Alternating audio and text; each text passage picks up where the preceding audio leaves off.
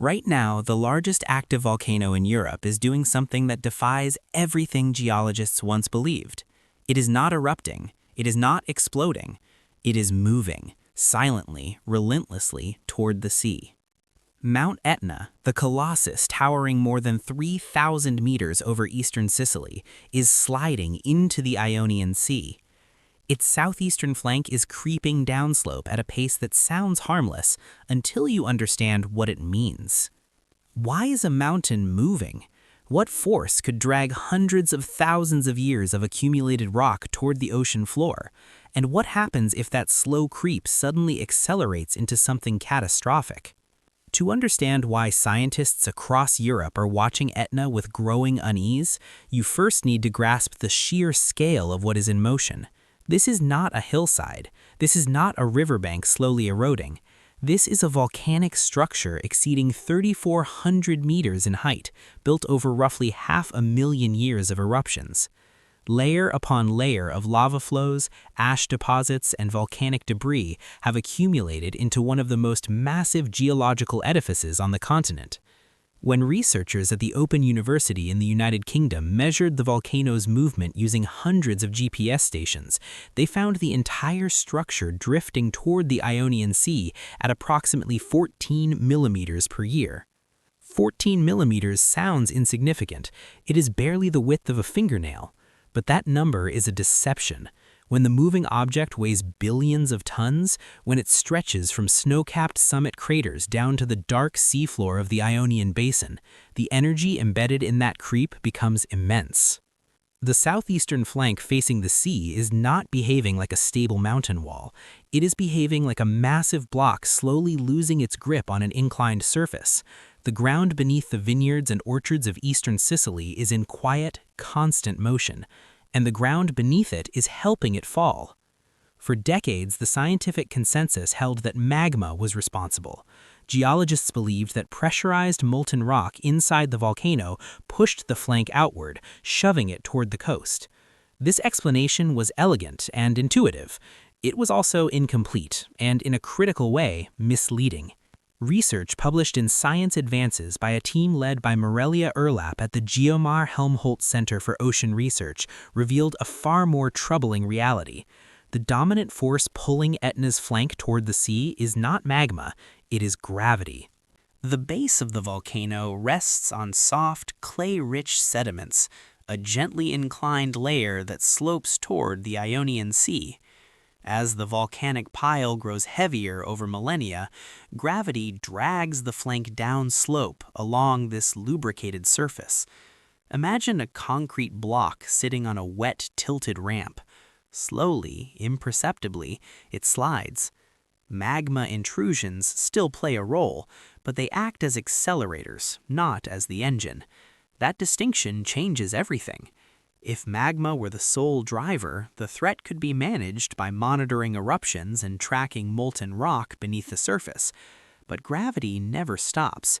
Gravity never pauses between eruptive cycles. It does not care whether the volcano is erupting violently or sleeping beneath winter clouds. The mountain is falling under its own weight, and it has been falling for a very long time. But the most alarming data came not from the mountain itself. To understand the full extent of the sliding, scientists needed to look beneath the waves. In a groundbreaking experiment, researchers from Geomar deployed 5 acoustic transponders on the floor of the Ionian Sea between April 2016 and July 2017. These instruments were positioned along the underwater extension of the fault system connected to the sliding flank, at depths of roughly 1,200 meters. For months, the transponders recorded nothing unusual. The seafloor was stable. The instruments measured their relative positions with sub-centimeter precision, silently tracking the boundary between the sliding flank and the more stable terrain beyond it. Then, in May 2017, the instruments detected something remarkable. Over the course of just 8 days, the ground shifted by more than 4 centimeters. The displacement recorded on the seabed matched the movement simultaneously detected on land near the coast. This was unprecedented. No one had ever measured Etna's flank motion beneath the ocean before. The seafloor itself was creeping, and it was creeping in lockstep with the visible mountain above. What came next shocked even the scientists. The data revealed a pattern that demolished the old magma-driven model. The farther scientists measured from Etna's summit, the farther from the volcano's molten core, the greater the displacement became. Near the coast and beneath the sea, the movement was strongest. If rising magma were the primary cause, the opposite should have been true. Displacement should peak near the volcanic center and decrease with distance. Instead, the observations pointed decisively to gravity as the dominant force, pulling the flank down and outward along submarine fault systems that extend far beyond the visible shoreline. The sliding process, it turned out, was not confined to the mountain. It reached deep into geological structures hidden beneath the Mediterranean. And those structures were doing something else entirely. Recent research integrating geological, geochemical, and geodetic data suggests that the same fault movement driving Etna's flank slide could also sustain hydrothermal vent systems on the Ionian Sea floor. As the faults shift, they appear to fracture surrounding rock layers, increasing their permeability. Based on what we know about similar systems elsewhere in the Mediterranean, these fractures likely create pathways for superheated, mineral-rich fluids from deep underground to rise and discharge into the ocean. If this interpretation holds, tectonic instability and hydrothermal activity are directly linked. The sliding of the volcanic flank could be helping maintain the fluid circulation feeding these deep-sea vents. If the faults move faster, this could imply that more fluid escapes. If the flank accelerates, the entire submarine thermal system could be disrupted in ways scientists have not yet modeled. The implications were unsettling, but the volcano was not finished. On January 1, 2026, Mount Etna began the new year with a fresh eruption. A fissure ripped open at roughly 2,100 meters elevation within the Valle del Bove, a massive horseshoe-shaped depression on the eastern flank that bears the scars of ancient collapses. The Italian National Institute of Geophysics and Volcanology, known as INGV, confirmed that lava flows descended steeply through the valley, advancing past Monte Simone, while volcanic ash threatened nearby airspace. The Valle del Bove's natural topography helped contain the flows. No populated areas were directly threatened. But containment was not the concern that kept volcanologists awake.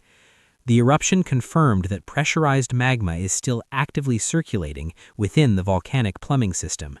Because magma intrusions are known to accelerate flank movement, acting as a catalyst on top of gravity's relentless pull, the eruption raised immediate scientific interest in the stability of the southeastern flank. By mid-January, INGV personnel conducting field inspections in the Valle del Bove observed multiple active lava flows still emanating from the fissure near Monte Simone. The eruption, contrary to early media reports, was not over. The vent was still active, the magma was still rising. And then the ground shook from a different source entirely. On the morning of January 10, 2026, a magnitude 5.1 earthquake struck the Ionian Sea approximately 64 kilometers southeast of Reggio Calabria, at a depth of around 65 kilometers. The tremor was felt across much of eastern Sicily and as far as Malta. The European Mediterranean Seismological Center confirmed the event within minutes. Scientists were quick to clarify that this earthquake was not caused by the volcano. It originated within the complex web of submarine faults beneath the Ionian Sea, associated with the Calabrian subduction zone, where the African plate dives beneath Eurasia. But the clarification carried its own warning. Etna sits in one of the most seismically active tectonic environments in the Mediterranean. The same submarine faults responsible for regional earthquakes also interact with the geological structures connected to the sliding flank. Based on what we know about stress transfer in similar systems, a significant earthquake along these faults could, in principle, destabilize the already mobile flank further. The systems are not isolated. They are woven together. This is the realization that has fundamentally changed how scientists view Etna. The sliding of the southeastern flank, the circulation of magma within the volcano, the seismic activity in the Ionian Sea, and the hydrothermal vents on the ocean floor, these are not separate phenomena. They are components of a single, interconnected geological system. A change in one part can ripple through the others. An acceleration in flank movement could, based on current models, alter stress patterns on submarine faults. A large earthquake could fracture new pathways for magma or hydrothermal fluids. A surge of magma could push the already sliding flank past a threshold that no monitoring system has ever witnessed. The worst-case scenario is not theoretical. The geological record shows it has happened before. Approximately 8,000 years ago, the eastern flank of Mount Etna suffered a catastrophic collapse. Researchers at INGV modeled this ancient event and estimated that a massive volume of rock and debris, by some accounts the equivalent of 10,000 Great Pyramids, plunged into the Ionian Sea. Some modelers have questioned the assumed speed of the debris, but even the most conservative simulations produce catastrophic results. The resulting tsunami, based on INGV simulations, would have been devastating beyond anything the modern Mediterranean has experienced. Models suggest waves may have reached heights between 40 and 50 meters, traveling at speeds approaching 450 miles per hour. Southern Italy would have been inundated within 15 minutes, Greece's western coast within an hour. The waves crossed the entire eastern Mediterranean. They left their signatures in marine sediments across the Ionian and Sirte abyssal plains, vast layers of chaotic, displaced material known as homogenite, a geological fingerprint of catastrophic ocean disturbance. Some researchers have linked the event to the sudden abandonment of Atlit Yam, a Neolithic village on the coast of present-day Israel, over 1,000 kilometers from Sicily. The village was found submerged, with what appears to be evidence of a hasty evacuation, fish gutted and sorted but left to rot, tools abandoned in place. This connection remains debated. Some archaeologists question the timeline. But if the correlation holds, it would mean the wave erased a community 1,000 kilometers from its source. The geological record does not forget, and it does not lie. Today, roughly 1 million people live on the slopes of Mount Etna. The city of Catania, home to over 300,000, sits directly at the base of the mobile southeastern flank. Millions more inhabit coastal communities ringing the Ionian Sea, in Calabria, in Greece, along the shores of the eastern Mediterranean. On Etna's lower eastern slope, families have tended lemon orchards for generations. The soil here is among the richest in Sicily, dark, volcanic, impossibly fertile. On clear mornings, you can see the steam rising from the summit, while the Ionian Sea glimmers below. The cracks in local roads have widened again this year. Stone walls built by past generations have split clean through. Among those who live on the flank, the sentiment is always the same. The mountain gives everything, the soil, the harvests, the life. But sometimes they wonder what it plans to take back. The orchards do not move, but the ground beneath them does. Roads on the southeastern flank require frequent repaving. Fractures appear in walls, foundations, and retaining structures, not from earthquakes, but from the slow, grinding creep of the earth beneath them. It is a motion too slow to feel, but fast enough to crack stone. And it is a motion that scientists cannot yet predict. Despite the uncertainty, Etna is one of the most intensively monitored volcanoes on Earth. INGV operates a dense surveillance network that includes seismic sensors distributed across the edifice, high-precision GPS stations tracking millimeter-scale ground deformation, satellite radar interferometry measuring surface changes from space, and the underwater acoustic transponders deployed by Geomar on the Ionian seafloor. These systems run continuously, feeding data to observatories around the clock. Every tremor is logged, every millimeter of ground shift recorded. If the flank's sliding rate were to accelerate dramatically, the network would detect the change. It might provide enough warning to trigger evacuations along the coast. But detection is not the same as prevention, and warning is not the same as safety. Some scientists argue that the gravitational nature of the sliding makes prediction fundamentally harder than if magma were the sole driver.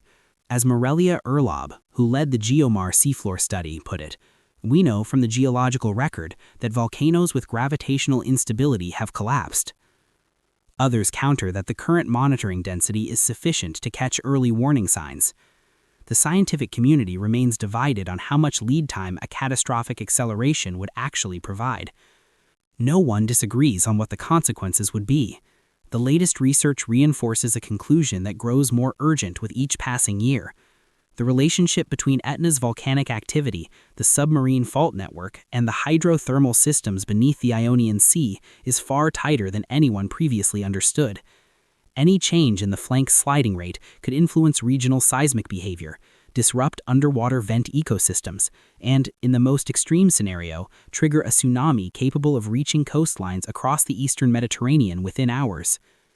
Scientists know that Etna's flank is moving and that gravity is the dominant force. They know that magma accelerates the process and that the sliding extends far beneath the sea. They know that a collapse of this scale has happened before, with consequences that reached 1,000 kilometers across the Mediterranean. What they do not know is whether the next 8 days of movement will look like the last, or whether the mountain has already begun a countdown that no instrument can yet read. The clay beneath the volcano is still wet. The slope is still tilted. The weight is still growing. If the southeastern flank of Mount Etna were to fail tomorrow, how far would the wave travel before the first warning siren sounds?